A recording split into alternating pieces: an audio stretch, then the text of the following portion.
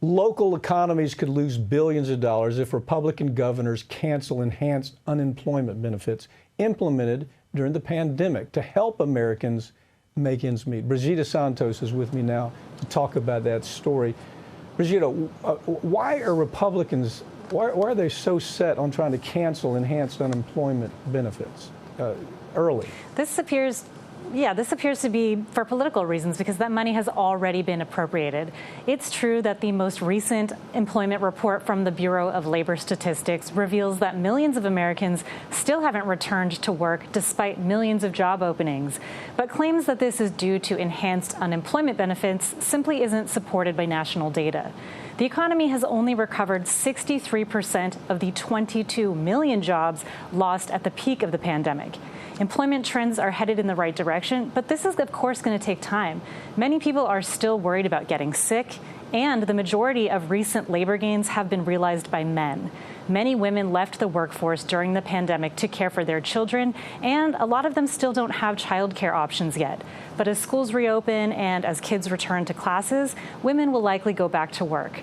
Now, some major players, we've talked about this before, in the fast food industry that are claiming they're facing labor shortages are not accounting for the fact that women make up the majority workforce in the fast food industry.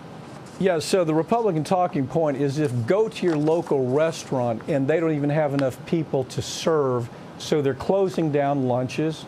They don't even have enough people to make the restaurant work. Those are the talking points. Matter of fact, they're doing a lot of these cameos now where they're showing up a restaurateur says, I can't even get anybody to come in here and tend bar or work in the service industry. That's their big talking point. So you say that's not accurate, huh?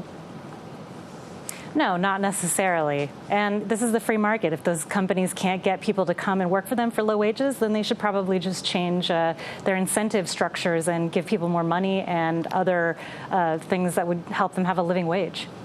Well, when is the extra unemployment benefits, when is it going to end? Sure. Republican governors in 25 states will end extra pandemic emergency benefits in June or in July rather than September when they were initially set to expire under federal coronavirus stimulus packages.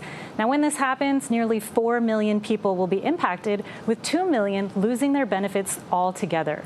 According to data from the Joint Economic Committee, local communities could lose over $12 billion as a result of cutting unemployment insurance before September.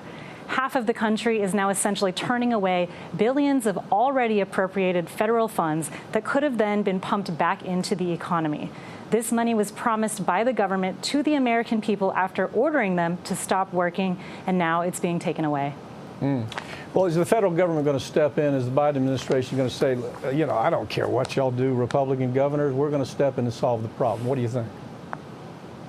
No, even though the funds came from the federal aid packages, state governors ultimately have the final say because it's the states that are administering unemployment funds. So the Labor Department says it's unlikely to step in to try and stop those states from ending enhanced benefits. But pulling benefits early is now a grand experiment. We're going to see whether it forces people back into those low-wage jobs or whether more families are going to fall further into poverty following those government-mandated shutdowns. So you're saying most people are concluding that, hey, I could go back for this very low wage, or I could take a little less, take this unemployment as long as I can, and improve my quality of life, I guess is what you're saying here. That's kind of the thought out there. And when you look at some of the wages that some of these restaurants are paying, even when you add the tips to it, it might be a better deal for some of these folks. What do you think? I don't know if it's necessarily a better deal, but people don't get vacation that's paid. They don't get paid time off at all, even when they're sick.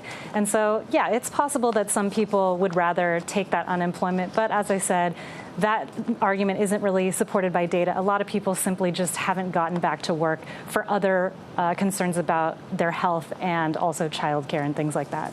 Brigida, thank you for joining me. Thanks, Mike.